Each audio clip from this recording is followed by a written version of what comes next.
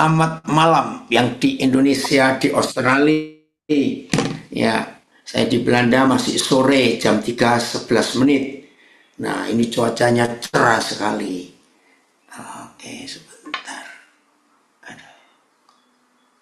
Ya. Setelah flyernya disebarkan tadi, wah, banyak pertanyaan. Apa itu topik khusus? Apa itu topik khusus? Ini temanya, tema khotbah mendadak Paskah. Maksudnya mendadak Paskah ini apa? Oke, temanya karena masih seputaran Paskah, jadi saya beri judul setelah Paskah ngapain? Gitu ya. Kalau orang Katolik setelah Paskah ya ke Roma, karena Paus Fransiskus menyerahkan nyawanya setelah memberi salam Paskah. Tapi untuk kita tidak. Nah, setelah Paskah ngapain? Mari kita buka Lukas 24 mulai ayat yang ke-45. Lukas 24 mulai ayat 45. Kita akan lihat setelah Paskah ngapain. Nah, dalam peristiwa Lukas 24 ini, saudara, ada peristiwa yang cukup menyedihkan. Kenapa sedih? Karena murid-murid Tuhan Yesus yang sudah kumpul dia selama sekian tahun, ternyata nggak kenal siapa gurunya. Nah, lihat ayat 45. Ini yang penting setelah Paskah. Bahkan untuk seluruh kehidupan kita. Nah, kita ambil Lukas 24 karena peristiwanya persis setelah kebangkitan. Ternyata ada masalah besar dalam hidup murid-murid Tuhan Yesus. Dan saya bisa bayangkan ya, kalau saya seperti Tuhan Yesus, saya akan stres. Saya merasa guru yang gagal. Saya merasa guru yang tidak berguna. Karena saya ajar cuma 12 orang. Nggak sampai 20, nggak sampai 15 orang. Hanya 12 orang. Saya ajar sendiri. Tidak ada hari libur. Dan tidak pernah saya gantikan kepada teman-teman guru yang lain. Saya ajar sendiri. Bayangkan. Setelah kematian, mereka nggak percaya. Lupa semua yang pernah diajarkan. Ternyata bukan lupa. Lalu apa? Nggak ngerti. Bayangkan. Maka itu rekan-rekan hamba Tuhan, izinkan saya mengatakan kalimat ini. Kalau yang ngajar Tuhan Yesus sendiri dan tidak pernah diganti orang lain dan tidak ada hari liburnya, hari Sabat pun sekolahnya tetap masuk sampai imam-imam ahli Taurat marah. Loh, kok bisa mereka nggak ngerti? Bukan nggak tahu, nggak ngerti. Aduh, saya bisa stres. Kalau Yesus seperti saya akan minta Bapa di surga, Bapak, izinkan 3 tahun lagi aku mengajar mereka. Kalau Yesus seperti saya. Ternyata tidak. Maka itu, walaupun Yesus sudah bangkit, ternyata mereka masih tidak mengerti. Bukan tidak percaya. Kalau percaya mereka tiap hari bersama Yesus dan mereka sudah berapa banyak kali lihat mujizat, tapi nggak ngerti. Maka itu, ayo semua kita jangan ada yang sombong. Saya selalu mengingatkan rekan-rekan saya, para hamba Tuhan, pengajar, pengkhotbah, ingat loh, yang ngajar Tuhan Yesus bisa ada satu murid yang bunuh diri. Betapa sedihnya kalau Yesus itu kita. Ya ampun, aku ini salah apa? Aku ini kurang mengajar bagaimana? Sampai muridku satu cuma 12. Satu mati bunuh diri. Saya nggak bisa bayangkan. Nah, ini loh yang dibuat oleh Tuhan Yesus. Maka itu semua kita dalam obrolan santai keluarga Allah Osaka ini, kita harus mengalami ini. Lalu Tuhan Yesus membuka pikiran mereka sehingga mereka mengerti kitab suci. Jelas ya? Maka itu saya katakan tadi, mereka bukan tidak percaya. Mereka bukan tidak tahu. Mereka tahu dan percaya karena Yesus yang langsung mengajar. Tapi mereka tidak mengerti. Phil, coba berapa terjemahan ayat 45 ini kan aneh.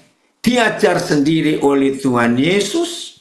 Tidak ada liburnya. Lu kok masih nggak ngerti? AYT. Kemudian Yesus membuka pikiran mereka sehingga mereka dapat memahami kitab suci. Tadi pagi waktu Belanda, jadi siang waktu Indonesia. Saudara, viral ya, waktu saya podcast dengan Pastor Billy Lantang, itu kami lakukan tanggal 25 Maret yang lalu. Baru berapa hari ini ditayangkan. Wih, viral, luar biasa. Bisa dimatikan.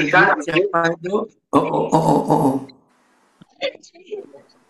Frans, matikan. Ya, oke, terima kasih. Sampai Pastor Billy Lantang dan timnya itu berkata begini. Sudah sekian tahun kita ini buat podcast. Tapi belum pernah ada segeger ini. Waduh, saudara, luar biasa. Bersyukur kepada Tuhan.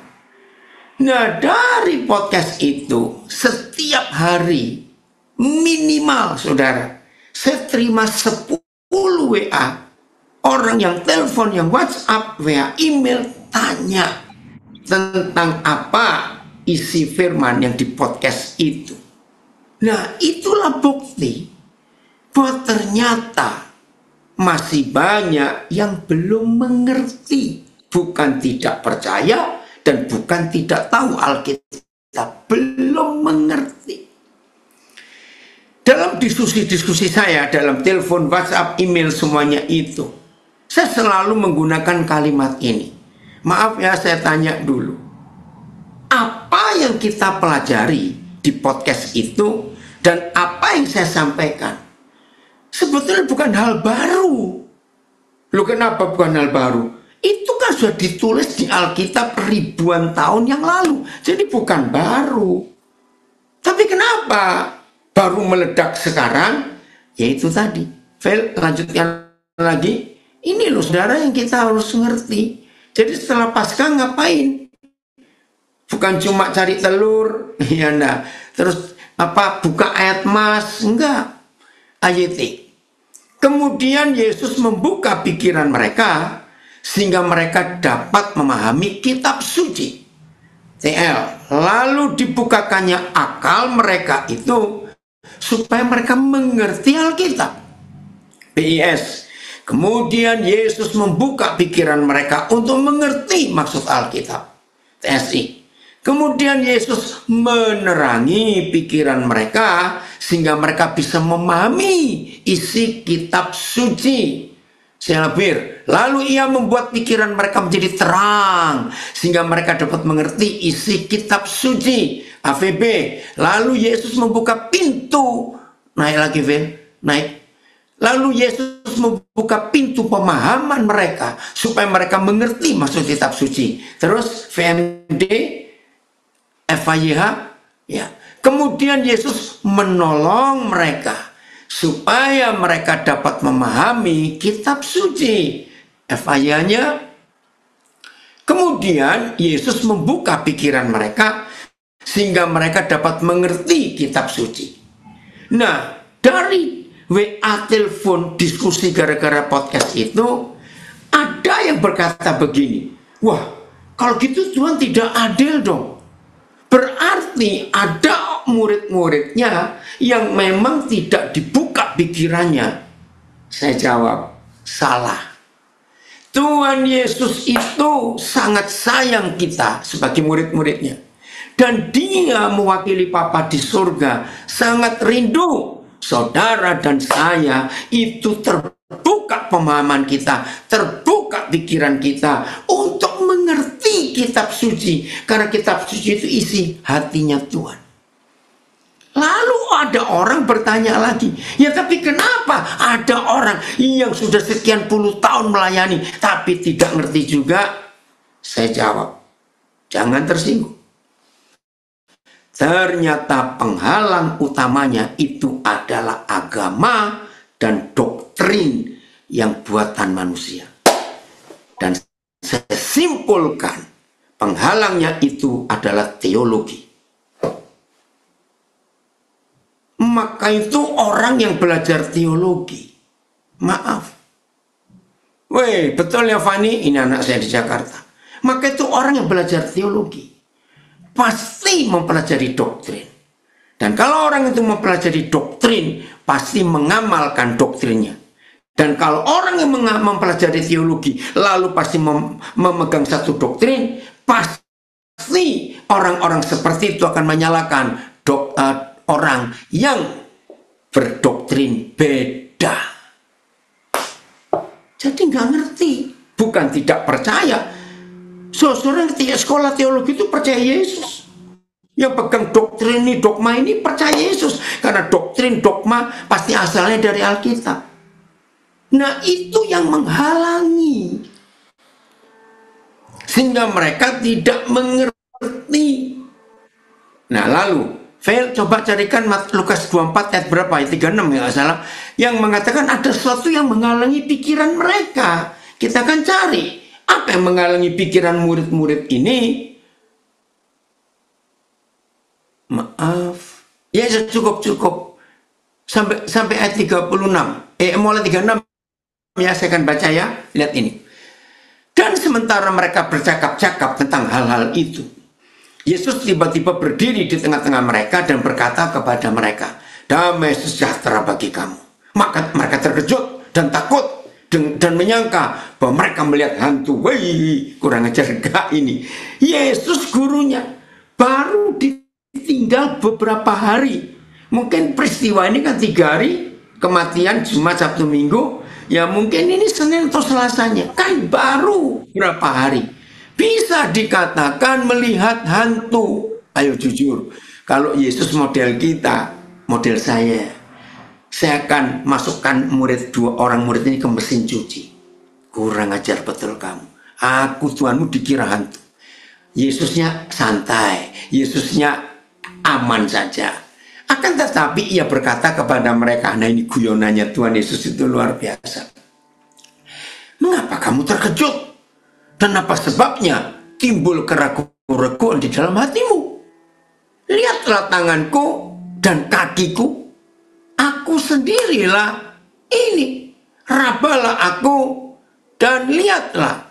Karena hantu tidak ada daging dan tulangnya seperti yang kamu lihat padaku. Saudara, kan seharusnya mereka juga lihat bekas lubang, bekas paku atau di kaki tangan Yesus. Itu ada yang nutupi mereka. Sambil berkata demikian, ia memperlihatkan tangan dan kakinya kepada mereka. Dan ketika mereka belum percaya, karena girangnya dan masih heran, berkatalah ia kepada mereka. Ya, Yesus tanya, adakah padamu makanan di sini? Nah, saudara, di sini kita melihat ini loh hobinya Tuhan Yesus makan, ngajak makan.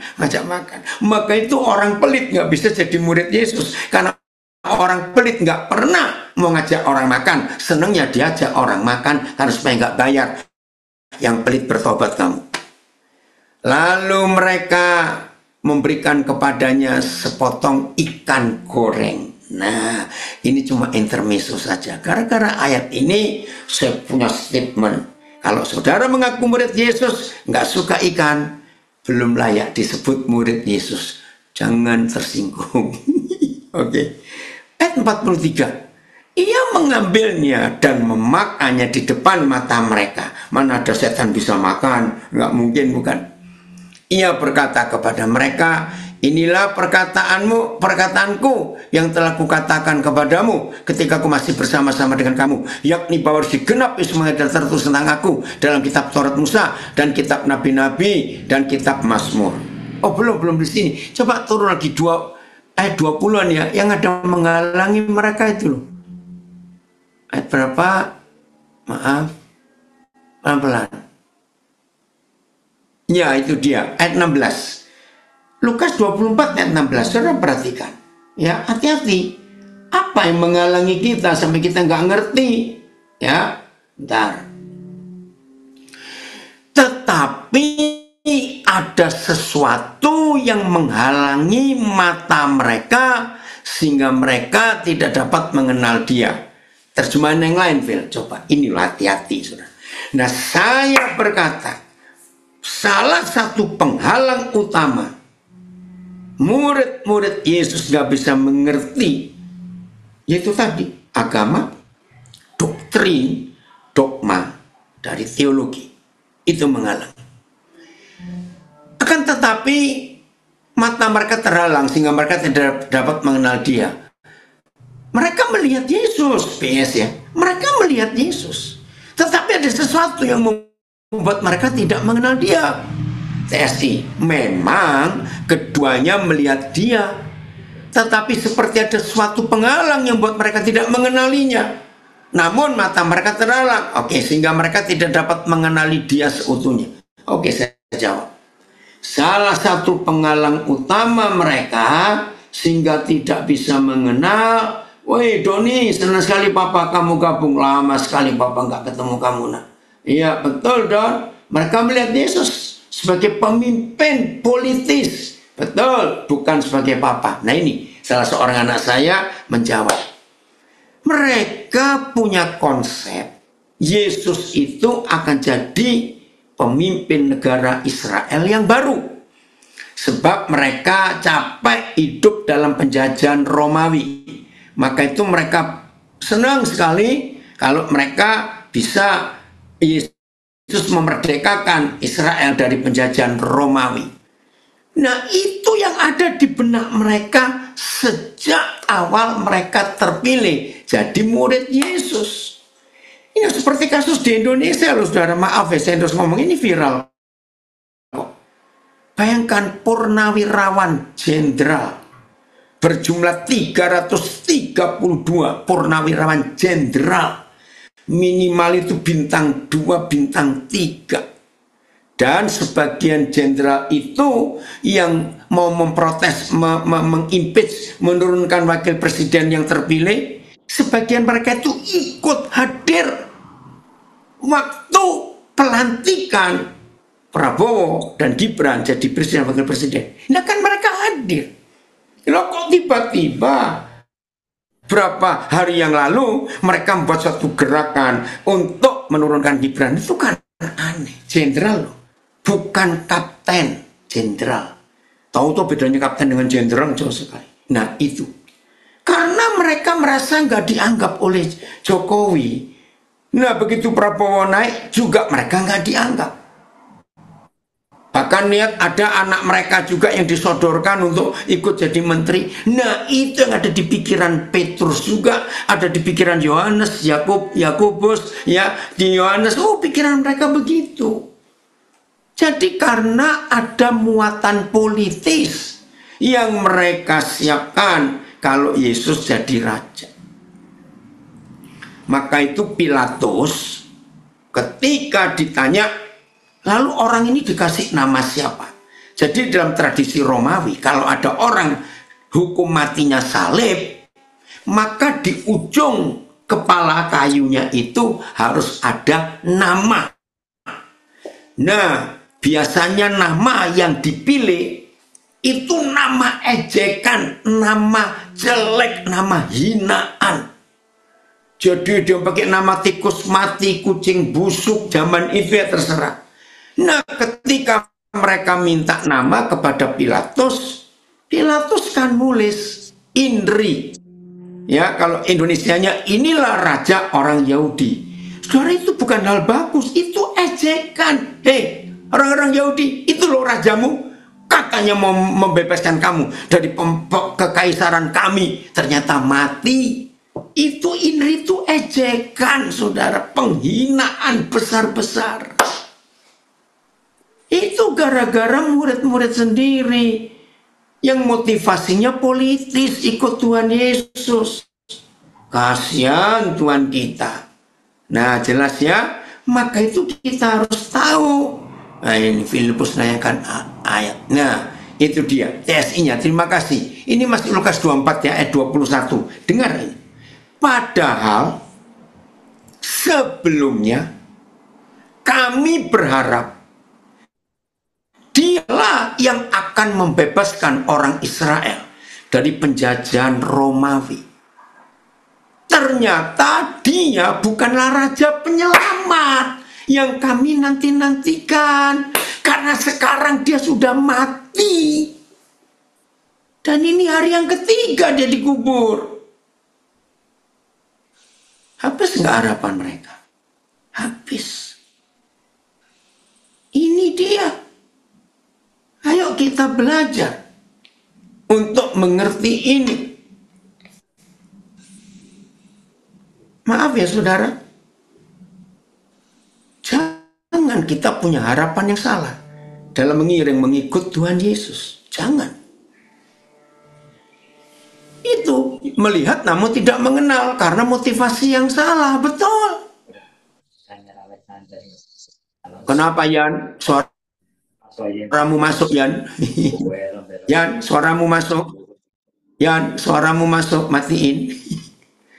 Maaf ya saudara. Phil, Papa mau kirim. Maaf ya, saya kalau kirim ini jangan saudara merasa hal yang aneh. Jangan ya. Rata-rata orang-orang Indonesia kalau mendengar ada hamba Tuhan pelayanan ke luar negeri, wow, itu bayangannya, persembahannya $. Maaf loh saudara, enggak. Ya, enggak begitu. Bahkan banyak pendeta Indonesia di luar negeri itu enggak bisa full time, karena jemaatnya enggak mungkin menggaji. 99% pendeta Indonesia yang pelayanan yang tinggal di luar negeri menjadi gembala harus kerja. Ada yang jadi sopir taksi, ada yang jadi loper koran, ada yang jadi cleaner. Kalau nggak pembantu rumah tangga itu loh, yang Senin sampai Jumat keliling ke rumah orang dipanggil, gaji sekian, gaji 1 jam sekian. Serius. Kenapa? Karena ya hidup itu susah. Nah, coba ya, ini maaf loh, ini karena berapa hari yang lalu ada yang tanya saya, wih Pak Daniel enak ya ke luar negeri terus. Oke, saya nggak mau jawab macam-macam. Terus saya kirim apa itu bukti saya dapat persembahan dari gereja. Sebentar, yang saya layani. Ya, ini fakta saudara, sebentar ya, supaya saudara tahu. Bahkan saudara, mereka itu maaf loh, saya tidak ngomong apa-apa. Mereka itu masih merasa sudah hebat kalau memberi persembahan 5 sen, 10 sen. Dengar. Maka itu banyak pendeta Indonesia, pendeta luar negeri pelayanan di Indonesia. Wih, kalau pelayanan ke Indonesia, saudara, orang Indonesia, gereja Indonesia kalau memberi persembahan pada hamba Tuhan jauh lebih besar daripada mereka pelayanan di negara sendiri. Serius. Itu dia. Wah, luar biasa. Phil, coba tayangkan itu. Masih ada yang sen. Ini persembahan saya 3 minggu lalu dan 2 minggu yang lalu. Nah, ini terakhir saya keliling Eropa. Ya, saya ke Jerman, saya ke Poland, saya ke Prancis, saya ke... Itu saya bayar uang bensin sendiri. Untuk naik mobil itu, naik pesawat bayar sendiri. Maka itu jangan anggap enak pelayanan ke luar negeri. Tidak. Semuanya bayar sendiri. Tapi Tuhan cukupi. Karena saya tidak punya motivasi. Maka itu kalau ada yang pengen pelayanan luar negeri, siap aja. Waduh, ini bisa kelihatan nggak ya? Lihat itu ya. Tanggal 8 April 2025. Yang hadir 35 orang, kolektanya €122.95. Nah, ini saya nggak ambil karena ini gereja kecil, biar untuk mereka. Terus lihat di bawahnya itu, coba naik lagi Phil. Saya mau bacakan, dan ini biasa ini tanggal yang berikut lagi, ini tanggal 22 April yang lalu. Ntar ya, saya baca di sini aja. Maaf loh saudara, supaya tahu ya, dirinci. €20 1 lembar, ya, €10 5 lembar, €5 11 lembar, €2 koin ini. Di sini €1 €2 itu koin, €2 2 kali jadi 4, €1 2 kali, 50 sen 2 kali, 20 sen 1 kali, 10 sen 2 kali, 5 sen 2 kali. Saudara bayangkan, mau ngarepin apa? Maaf loh, saya jauh lebih dapat duit banyak, maaf kalau bicara duit, kalau saya pelayanan di Indonesia. Baik pelayanan ke Amerika pun. Ini ada anak saya yang gabung tadi, yang pernah ikut saya ke Amerika, tanya dia dapat persembahan berapa. Nggak cukup untuk ongkos, ya, untuk transport nggak cukup. Maka itu saudara, motivasi ini penting. Keren ya? Maka itu kalau ada bilang, oh, ajaklah sekali-kali saya. Loh, ngajak saya gampang, kamu punya paspor, punya visa, tidak. Tapi jangan ngarapkan apa-apa ini. Ada yang komen, benar saya saksinya. Walaupun di Amerika. Jadi motivasi kita yang menghalangi kita sulit mengenal Tuhan. Nggak ngerti. Jadi murid-murid itu punya motivasi, Yesus pimpinan politis akan memerdekakan Israel dari penjajahan Roma. Habis.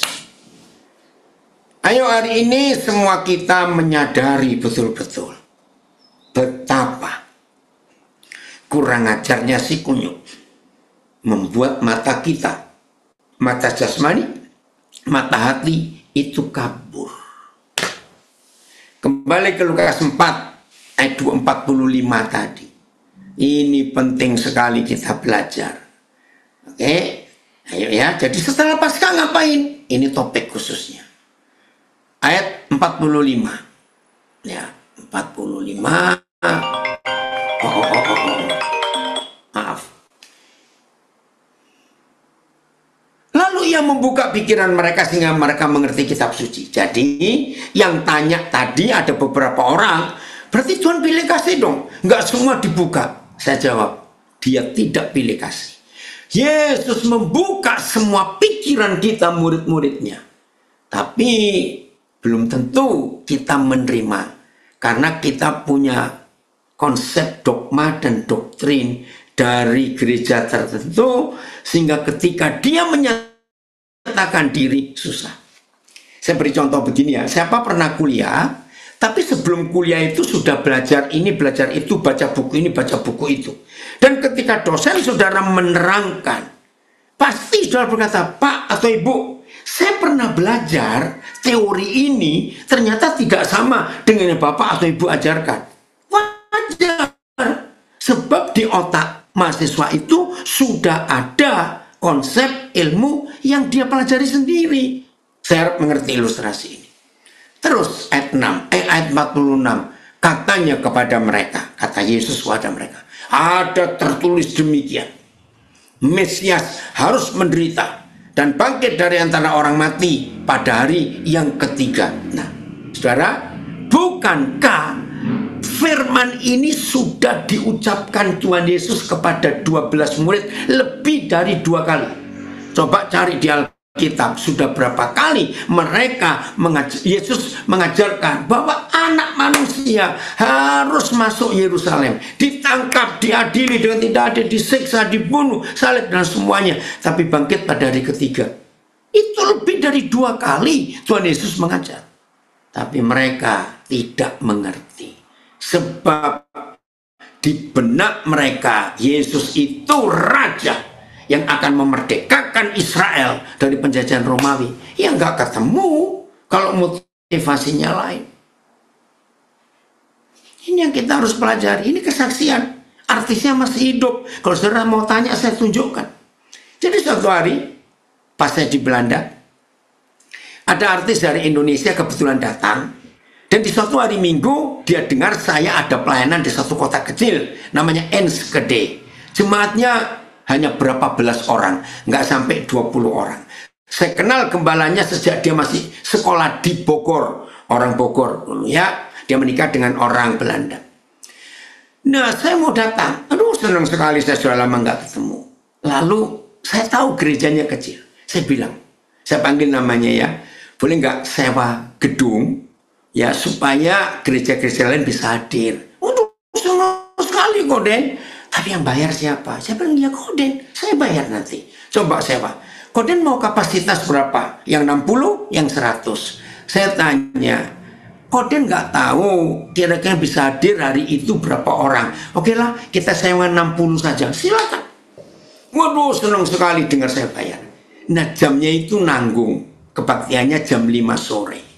Nah, saya bilang, tolong cari catering supaya mereka pulang bisa makan dulu. Karena kalau jam 7 nggak mungkin mereka siap makan. Kaget mereka. Koden nggak punya uang. Saya bilang, saya yang bayar.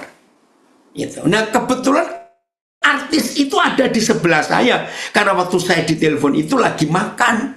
Nah, dengan suara di IG hilang, apa yang lain suara hilang juga di IG? Halo yang IG, tolong. Aduh, kenapa ini IG?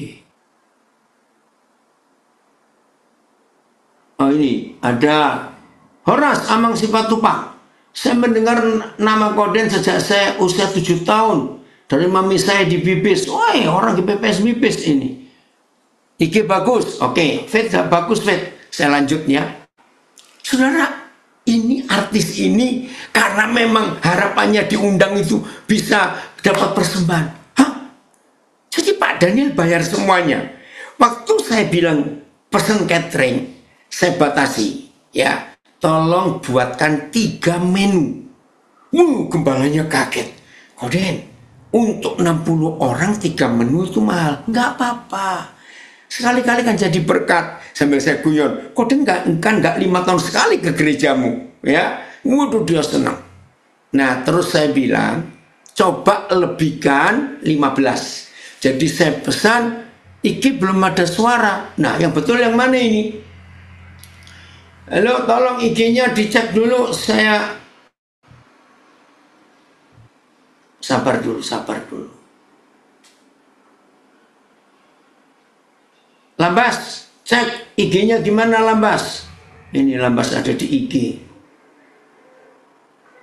Tolong IG, cek. IG tidak ada suara ya?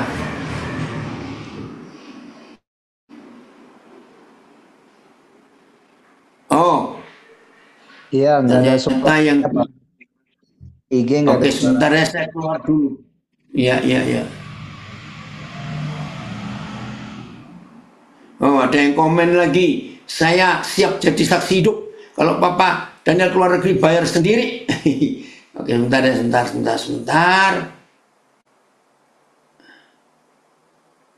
Tetap nggak ada suara ya IG ya. Oke. Saya keluar dulu.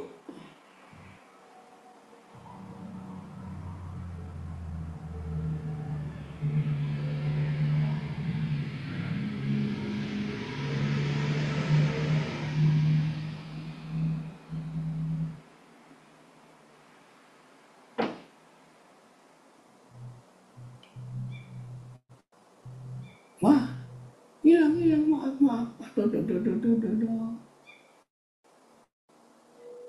Wah, salah.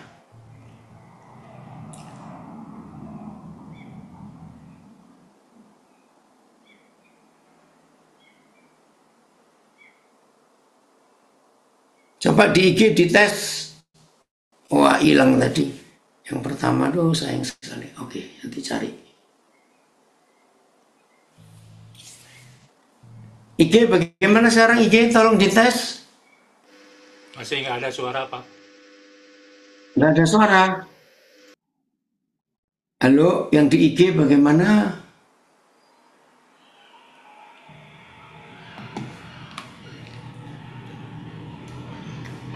Nggak ada suara juga? Tes 1 2 IG.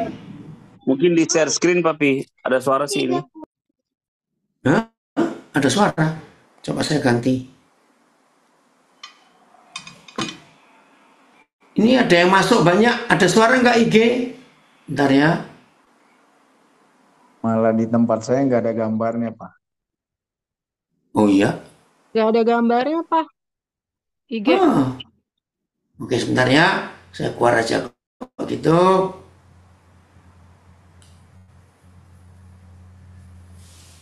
Saya ganti.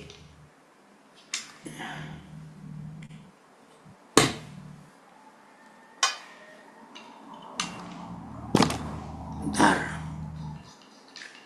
Kenapa ini? Tunggu.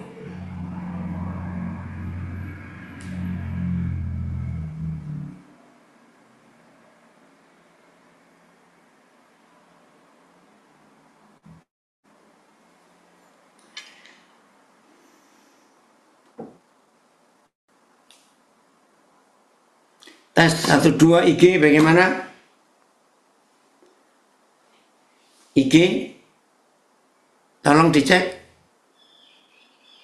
Halo IG, ada suara? Yana, Filemon, Novita, terdengar ya? Nggak ada suara, Pak. Nggak ada, tetap nggak ada. Bagus Pak, bagus Pak. Terdengar ya? Terdengar, iya. IG bagus, Yana? masuk. Aman? IG ada suara. Oke, udah. Oke, puji Tuhan.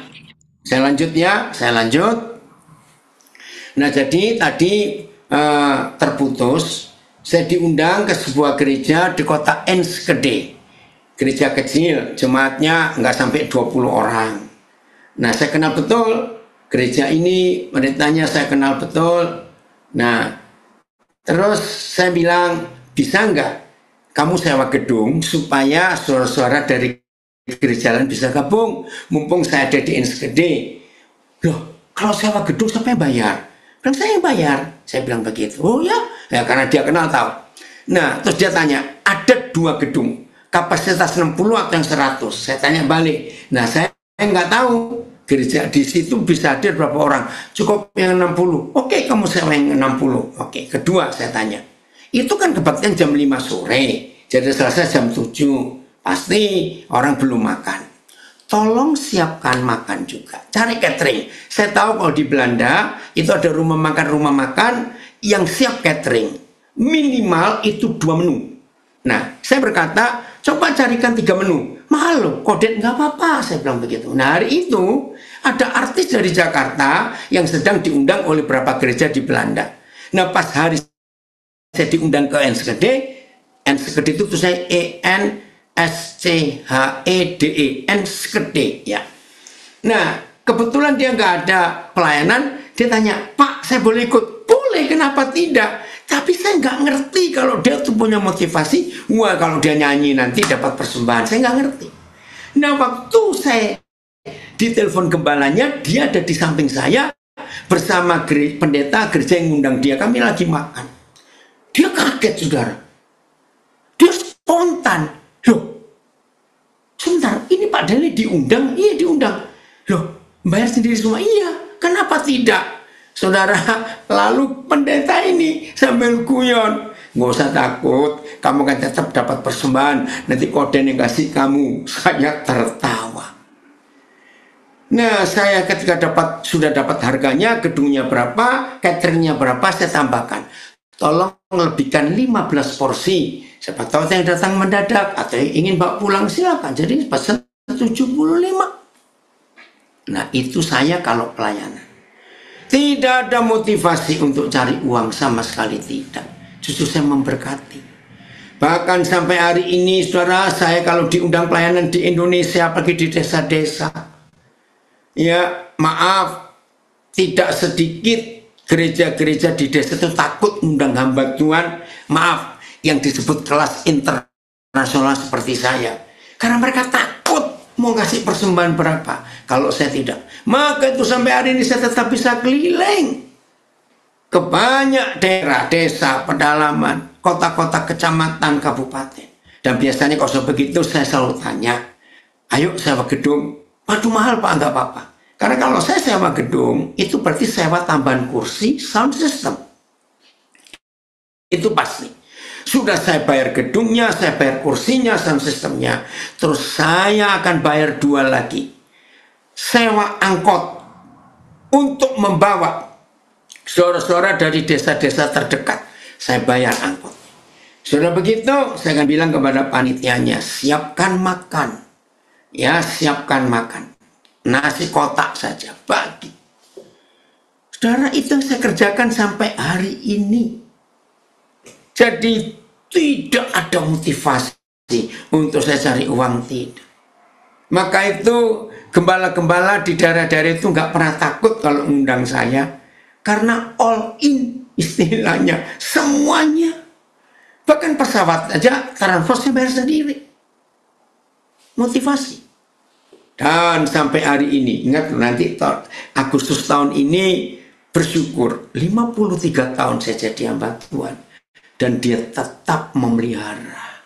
Aduh, luar biasa. Dari Nabi ada komen, kalau semua pendeta memiliki motivasi seperti Pak Daniel, maka tidak ada lagi orang yang susah di luar sana. Amin. Betul, saudara. Maka itu ayo kita menyadari konsep ini. 47, Ayo, Lukas 24. Ayo, Lukas 24. 47 atau 48 sekarang? Oke.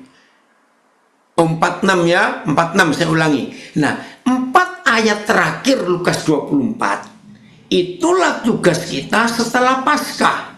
Ya, itu tugas kita setelah Paskah. Katanya kepada mereka, ada tertulis demikian. Mesias harus menderita dan bangkit dari antara orang mati pada hari yang ketiga. Sudah lebih 2 kali Tuhan Yesus mengajarkan ini, tapi mereka nggak ngerti. Dan lagi, dalam namanya, berita tentang pertobatan dan pengampunan dosa harus disampaikan kepada segala bangsa, mulai dari Yerusalem.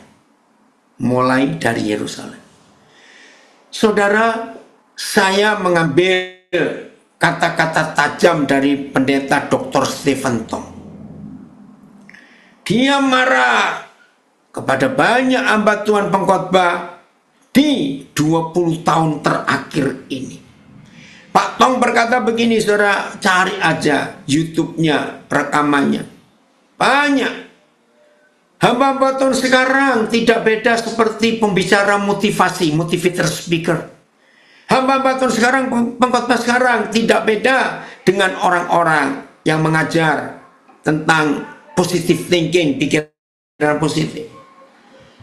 Akhirnya berita tentang salib dan pertobatan hilang dari mimbar gereja. Yang ada hanya kesuksesan, berkat. Aduh, luar biasa. Mana berita tentang salib? Mana berita tentang pertobatan? Itu kata pendeta Stephen Tong. Saya setuju. Tolong perhatikan kembali ke Lukas 4, Lukas 24. Ayat 47, terjemahan yang lain 48. Ya. Dan pertobatan, ini ayat, dan pertobatan untuk pengampunan dosa akan dinyatakan dalam namanya kepada segala bangsa mulai dari Yerusalem. PS juga bahwa atas nama Raja Penyelamat itu haruslah diwartakan kepada segala bangsa bahwa manusia harus bertobat dan bahwa Tuhan mengampuni dosa, dan berita itu harus diwartakan mulai dari Yerusalem. TSI-nya.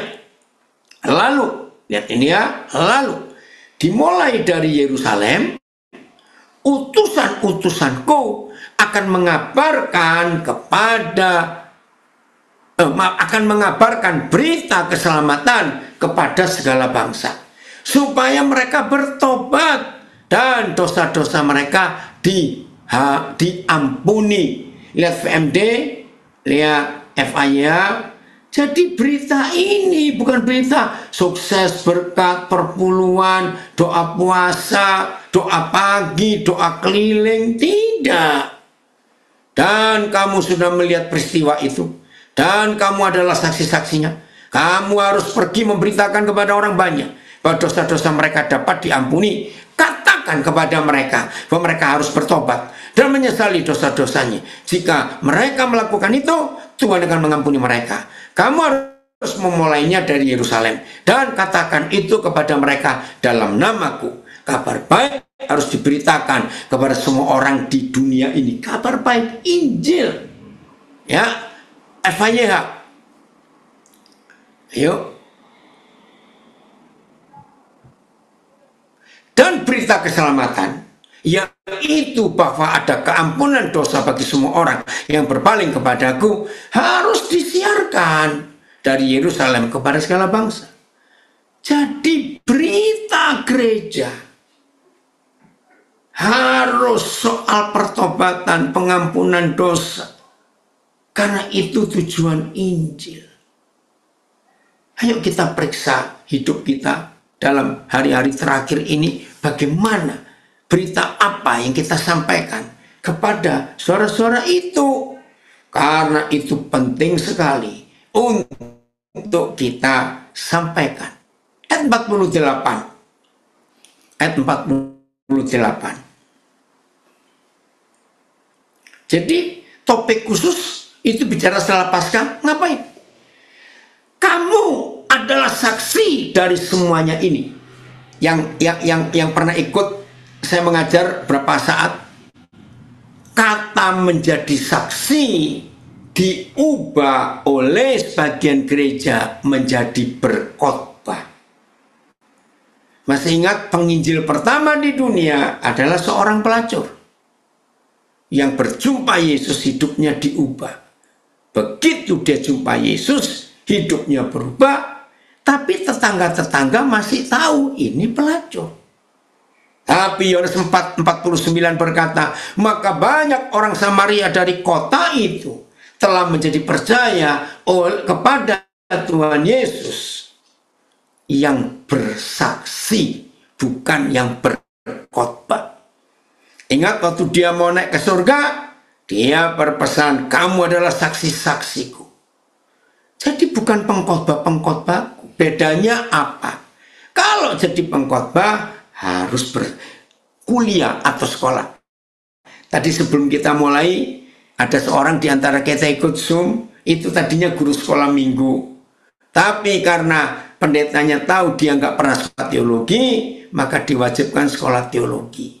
Bukan dia nggak mau, tapi nggak sempat. Umur sudah banyak, harus kuliah lagi. Akhirnya nggak boleh jadi guru sekolah minggu. Enggak. Terus saya bilang, nggak apa-apa, kumpulkan anak di rumah. Oh sudah, baik, itu bagus. Bersaksi itu nggak perlu kuliah.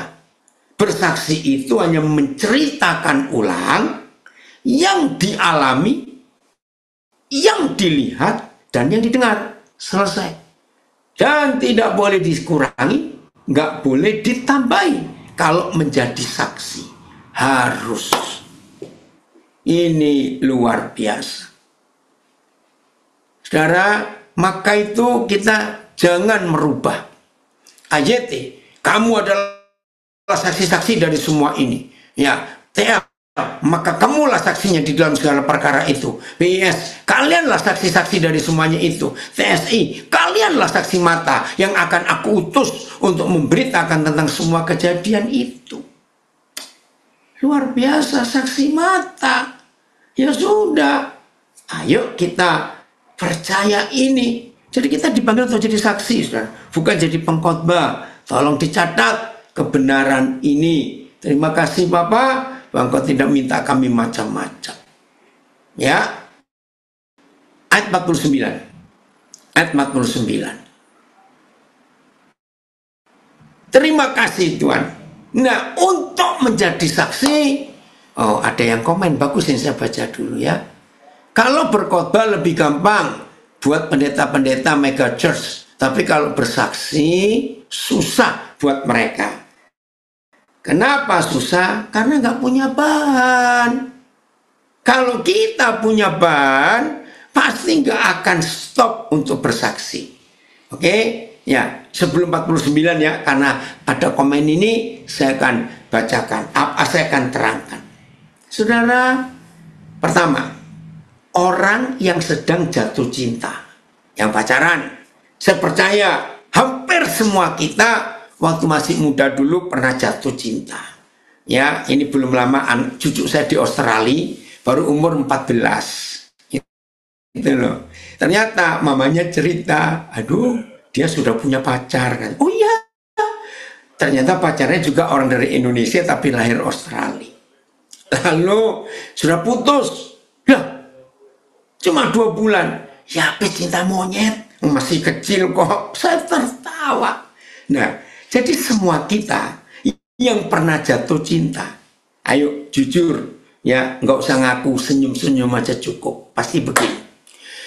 Kalau kita yang sedang jatuh cinta dan kita menceritakan yang kita cintai, setiap kali ketemu orang, waduh rasanya lega kalau bisa menceritakan tentang yang kita cintai. Ayo jujur ya, bahkan berapa kali yang kita ajak cerita itu sudah dengerin kita cerita, sebab sudah tahu. Tapi kita nggak bisa berhenti menyaksikan tentang siapa yang kita cintai. Betul? Nggak akan kehabisan bahan. Ya atau tidak? Oke ya? Nah itu yang pertama. Jadi kalau ada di antara kita, berkata murid Yesus, pendeta hamba Tuhan, ternyata sering kehabisan bahan bersaksi tentang Yesus, maka saya jawab, orang itu sedang tidak cinta Yesus. Maka itu nggak punya bahan untuk ngomongin. Nomor 2, Jokowi, saya ambil contoh. Waktu masih jadi presiden, waduh suka belusukan bukan? Nah saya beri contoh. Satu hari waktu Jokowi belusukan, tiba-tiba dia ingin kencing. Tapi nggak mungkin toh belusukannya di Makassar, terus kencingnya di Jakarta, harus di Istana Negara, nggak mungkin. Maka mau tidak mau dia cari satu rumah di kampung kumuh itu untuk dia kencing. Nah pertanyaannya, kalau rumah itu dijual walaupun di dalam kampung, harganya naik nggak setelah dikencingi presiden? Pasti naik, bukan soal itu. Mas pasti masuk koran. Jadi kalau ada orang lewat di depan gangnya, naik mobil, naik apa, pasti noleh. Oh itu rumah yang dikencingi presiden. Oh itu rumah dikencingi presiden. Nah yang punya rumah, 3 bulan setelah dikencingi presiden, bahannya habis nggak untuk bersaksi kepada orang-orang yang tahu? Nggak habis. 3 tahun pun bahan bersaksi kalau rumahnya pernah dikencingi presiden tidak akan habis juga. Kiranya dengan 2 ilustrasi ini, kalau masih ada di antara kita yang mengaku Kristen, murid Yesus, anak-anak Papa di surga, tapi nggak punya bahan untuk bersaksi tentang Tuhan Yesus, saya beri hukuman vonis 1, berarti saudara nggak cinta dia. 2, jangan-jangan saudara belum pernah ketemu dia, maka itu nggak punya bahan. Tapi kurang ajarnya yang namanya manusia ini, kalau ngomongin orang kok nggak habis-habis bahannya. Bertobat dalam nama Yesus. Ngomongin orang pinter, tapi ngomongin Yesus, aduh, itu dia menyedihkan sekali kalau kita melihat fakta ini. Maka itu ayo, mulai hari ini semua kita harus mau dan bisa menjadi saksi. Keren ya? Terima kasih Tuhan. Oke, lanjut. Apa perlengkapannya? Apa senjatanya? Apa jaminannya? Supaya kita menjadi saksi. Ini jaminannya. Dan aku, ayat 49, dan aku akan mengirim kepadamu apa yang dijanjikan Bapakku. Haleluya. Jadi ini jaminannya. Bukan gelar teologi, gelar kampus, bukan uang, bukan pengalaman yang menjadi modal kita untuk bisa menjadi saksi, tapi dia akan mengirim kepada kita saksi-saksinya apa yang dijanjikan Bapakku. Tetapi kamu harus tinggal dalam kota ini. Nah ini dia. Sampai kamu diperlengkapi dengan kekuasaan dari tempat tinggi. Wih, luar biasa saudara. Ini perlengkapan penting yang setan akan grogi.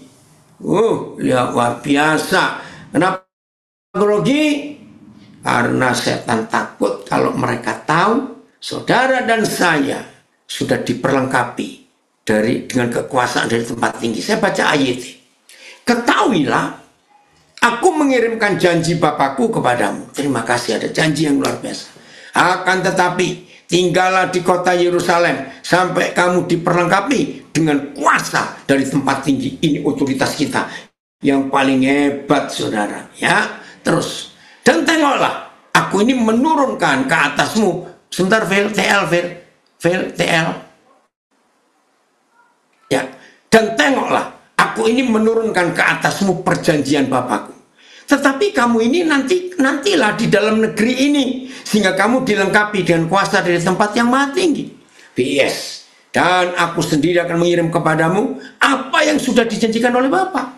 Tetapi kalian harus tetap menunggu di kota ini sampai kuasa dari Tuhan meliputi kalian. Oh, terima kasih Bapak. Bukan gelar, bukan pangkat, bukan uang, bukan fasilitas, tapi Roh Kudus. Itu urapan dan otoritas yang luar biasa. Dan aku sendiri akan mengirim kepadamu apa yang sudah dijanjikan oleh Bapa. Tetapi kalian harus tetap tunggu di kota ini sampai kuasa dari Tuhan meliputi kalian. Bayangkan saudara, sampai kuasa dari Tuhan meliputi kita, ESI. Dan kepada kalian aku akan mengutus penolong yang sudah dijanjikan Bapakku. Tinggallah di kota ini sampai Tuhan memperlengkapi kalian dengan kuasa dari surga. FMD-nya, Phil. Ya. Wih, itu dia. Luar biasa, bukan? Ya, Horas Amang Siombing. Shalom. Akhirnya bisa terhubung dan menyaksikan dengan lancar live streaming pelayanannya, Bapak. Tuhan memberkati. Makasih, nak. Puji Tuhan. Ya, lihat ini. Aku akan mengirim kepada kamu yang telah dijanjikan oleh Bapakku. Tetapi tinggallah di kota ini sampai kamu menerima kuasa dari surga. FIA-nya, terima kasih Bapak. Bukan gelar, bukan uang, bukan apa. Tapi itu dia. Ayo. Dan aku akan mengutus Roh Kudus kepada kalian seperti yang telah dijanjikan oleh Bapa. Tetapi tinggallah dahulu di kota ini sampai Roh Kudus datang dan memenuhi kalian dengan kuasa dari surga. Saudara, saya mau katakan lewat ayat 49 ini dalam nama Yesus. Setan itu nggak pernah takut dengan gelar kita. Mau sepanjang apa gelar kita, setan nggak takut. Setan tidak takut dengan jubah-jubah kebesaran agamawi kita.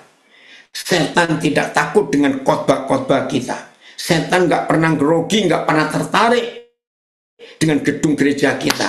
Setan nggak pernah terganggu dengan semua fasilitas duniawi. Tapi ayat ini, lihat ayat ini yang setan takuti. Kalau mereka tahu bahwa saudara dan saya diperlengkapi dengan kuasa dari tempat yang tinggi. Ayo kita tunggu. Jadi setelah kebangkitan, tunggu Roh Kudus turun. Keren ya? Oh, terima kasih. Dan dengan Roh Kudus itu, saudara dan saya kan punya kuasa yang luar biasa. Tak terhingga kekuasaan itu. Maka itu penting untuk kita bisa melihat. Suara saya itu kepanasan. Kali ini ruangan kaca, saya geser dulu ya. Coba saya pindah dulu.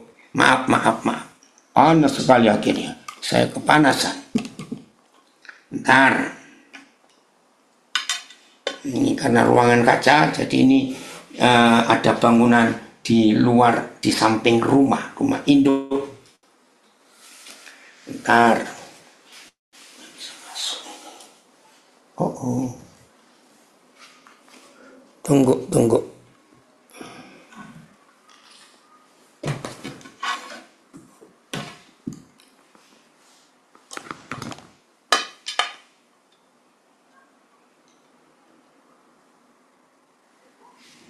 Wah. Oke, kalau saya begini bagaimana? Ntar ya. Pendek, gak bisa ya. Oh, masih panas yang sini. Maaf.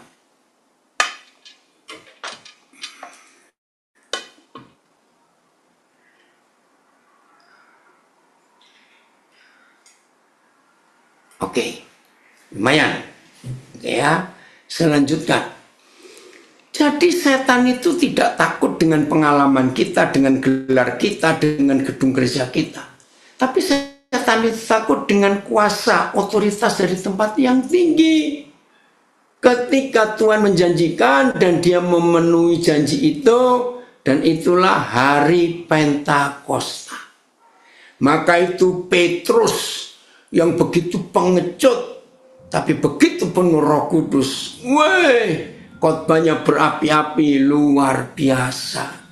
Jelas ya saudara? Maka itu ayo kita tunggu. Ayat 50 ada nggak, Phil? Papa lupa. Ada nggak ayat 50? Oh ya, ayat 50 ya. Lalu Yesus membawa mereka keluar kota sampai dekat Betania. Di situ ia mengangkat tangannya dan memberkati mereka. Dan ketika ia sedang memberkati mereka, ia berpisah dari mereka dan terangkat ke surga. Mereka sujud menyembah kepadanya, lalu mereka pulang ke Yerusalem dengan sangat sukacita. Ayat 53, nah ini persyaratannya. Setelah terima Roh Kudus, ngapain? Mereka senantiasa berada di dalam bait Tuhan dan memuliakan Tuhan. Jangan diterjemahkan mereka rajin ke gereja. Tidak. Ini berbicara tentang bagaimana mereka rajin bersekutu dengan Tuhan. Karena itu konsep penting dalam persekutuan mereka bersama dengan Roh Kudus, maka hal-hal baru terus terjadi dalam hidup mereka.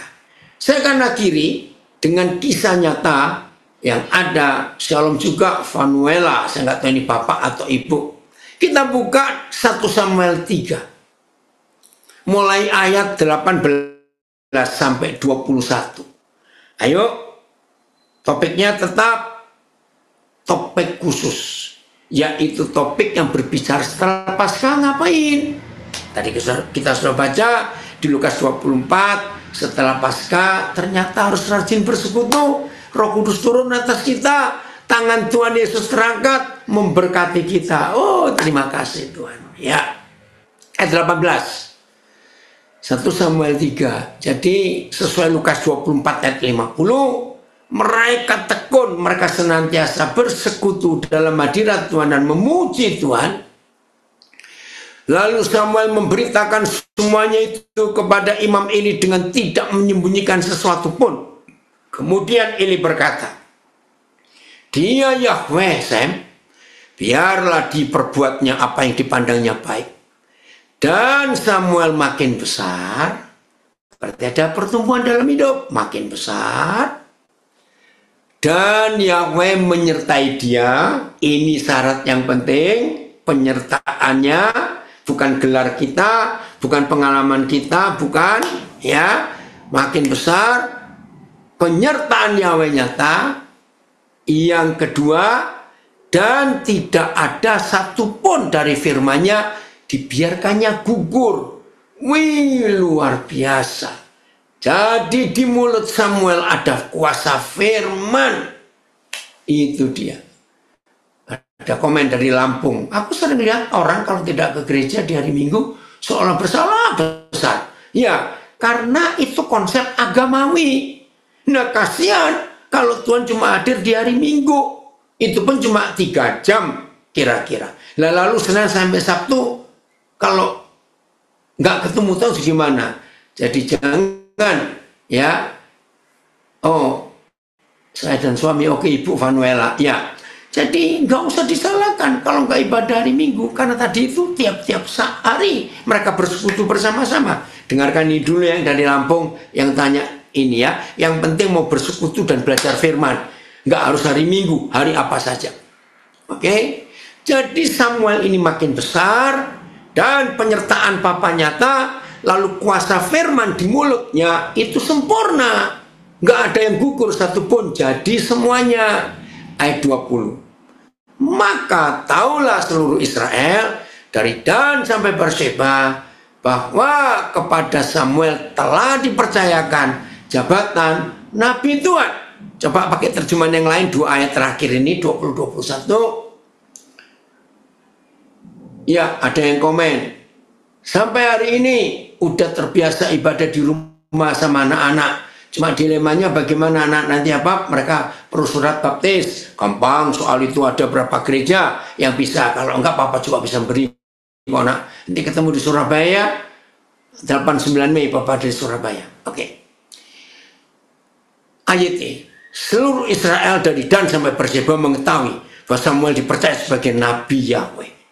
PS, itu sebabnya sekalian umat Israel dari seluruh negeri itu mengakui bahwa Samuel adalah Nabi Yahweh. Setiap kali Samuel berbicara, nah ini PS-nya lebih bagus. Tolong rekan-rekan hamba Tuhan, ini kuncinya ya, ini persyaratannya ya.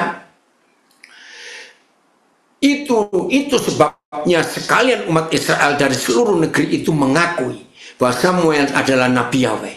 Setiap kali Samuel berbicara, semua bangsa Israel mendengarkan.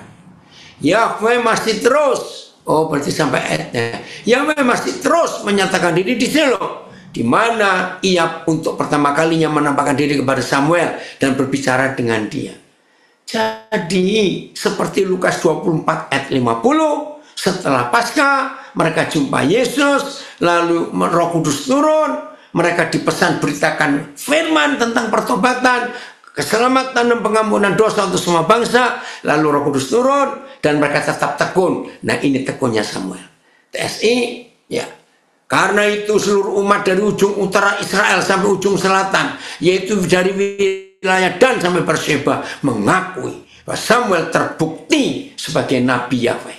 Nah, tolong, yang belum pernah dilantik sah oleh organisasi gereja bahwa saudara itu adalah seorang pelayan Tuhan, teman sekerja Yesus, pakai prinsip Samuel ini. Saudara dengar, Samuel ini satu-satunya hamba Tuhan, nabi dan imam di perjanjian lama yang tidak pernah dilantik. Loh, kok bisa? Bagaimana nggak pernah dilantik? Berarti nggak pernah diurapi. Kok bisa jadi nabi Tuhan, Nabi Yahweh? Jawabannya yang melantik sudah mati duluan, yaitu Imam Eli. Jadi Samuel gak sempat dilantik. Tapi seluruh Israel tahu bahwa hidup Samuel ada panggilan. Ini jauh lebih penting daripada surat tugas gereja, surat organisasi dari gereja. Ini lebih penting. Wah, luar biasa. Ada yang tanya, Ibu Gembala saya dapat nubuatan pengurapan untuk doa keliling dunia ke tempat-tempat banyak kunjungi orang, untuk wisata ke tempat mistis, untuk doa orang tidak percaya, dan sudah dilakukan ke 5 benua walau belum semua negara. Apa itu yang bentuk pelayanan penginjilan? Bukan. Ya maaf ya, di Alkitab tidak ada perintah seperti itu. Kalau memang ingin jalan-jalan, punya duit, pergilah. Nggak usah pakai embel-embel rohani, lagi doa di tempat-tempat wisata, nggak usah. Di sana juga ada orang percaya kok, ada orang benar. Dan percayalah, setan nggak akan terusir kalau kita hanya doa di tempat-tempat tertentu. Nggak penting itu. Tuhan nggak mau kita melakukan itu. Sebenarnya nggak ada ayatnya, oke ya. Jadi kok punya duit, jalan-jalan lah. Nggak usah pakai istilah rohani, nggak. Maaf loh, saya ini sudah keluar negeri sejak tahun 81, nggak pernah itu doa seperti itu karena di Alkitab nggak ada. Oke ya, TSI. Sudah tadi ya. Jadi pengakuan Tuhan atas kita jauh lebih penting daripada pengakuan organisasi. Kalau saya pakai kalimat begini, surat gereja, saya ini sebagai hamba Tuhan punya surat juga dari gereja, saya ada. Tapi setan nggak pernah terpengaruh dengan surat jabatan saya dari salah satu organisasi. Tapi setan akan terpengaruh kalau saudara dan saya punya otoritas dari tempat tinggi, dan otoritas itu sebagai firman. Maka itu Samuel itu tidak pernah dilantik, tapi seluruh Israel tahu bahwa dia punya jabatan nabi. Wih, luar biasa, betul. Menjalani panggilan Yahweh lebih penting, betul, daripada surat tugas gereja. Ayo, ya, shalom. Jo, ayo kita belajar. Oke, ayat 21. ayat 21. Terima kasih Papa, engkau luar biasa. Nah ini loh yang penting. 1 Samuel 3:21 itu sama dengan Lukas 24 ayat 50. Sesudah Paskah ngapain? Ya. Dan Yahweh selanjutnya, kata selanjutnya ini penting. Artinya terus menerus. Dan Yahweh selanjutnya menampakkan diri di Silo, sebab ia menyatakan diri di Silo kepada Samuel dengan perantaraan firman-Nya. Wah, ini luar biasa. Oh, masa IG nggak ada suara lagi? Ada ya, ada yang balas itu. Nah, saudara, jadi yang penting bukan doa puasa berapa hari seminggu, berapa hari sebulan, enggak. Yang penting bukan berapa jam sehari berdoa, pagi sekian jam, siang sekian jam, sore sekian jam, malam sekian jam, tidak. Yang penting itu, apakah Bapa di surga bersama Tuhan Yesus dan bersama Roh Kudus selalu menampakkan diri hadir di hidup kita atau tidak. Jadi percuma doa puasa berhari-hari tapi Tuhan nggak nongol. Percuma doa pagi sekian jam, siang sekian jam, sore sekian jam, malam sekian jam, tapi Tuhan nggak pernah hadir, nggak pernah menampakkan diri. Percuma rajin baca Alkitab sekian pasal sehari, tapi Tuhan nggak hadir. Jadi Tuhan harus selalu hadir menampakkan diri di hidup kita. Bukan dengan karunia roh. Awas yang dikit-dikit doa penglihatan, doa nubuat. Doa ini jangan. Baca lagi, buka lagi Fir. 1 Samuel 3 ayat 21. Apa yang nampak? Lihat. Dan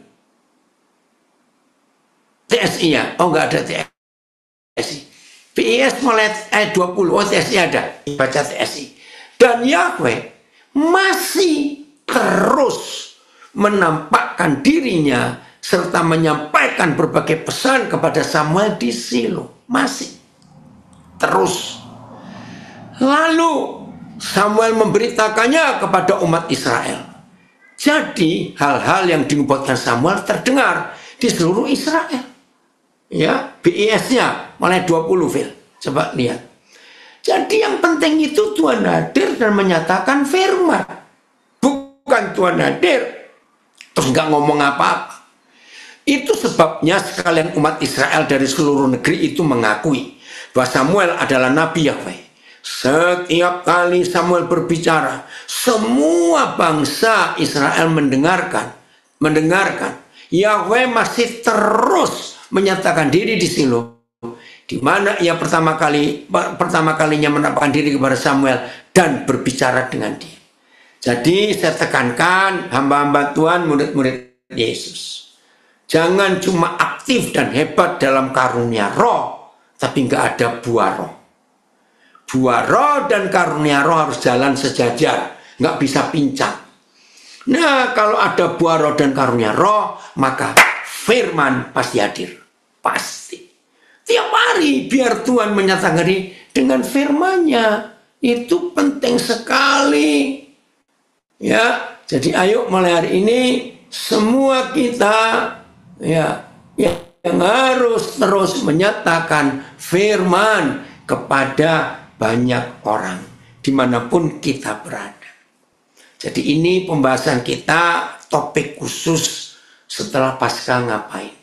Ternyata setelah Paskah kita punya tugas. Beritakan berita keselamatan, pengampunan dosa, pertobatan untuk segala bangsa. Dan Tuhan memperlengkapi kita dengan kuasa Roh Kudus untuk menjadi saksinya, bukan jadi pengkhotbahnya. Dan pernyataannya, dia melindungi kita, dia menyertai kita, dia menjaga kita. Beritakan firman. Tuhan Yesus memberkati kita semuanya. Haleluya. Saya kembalikan ke Ibu Ayu. Silakan.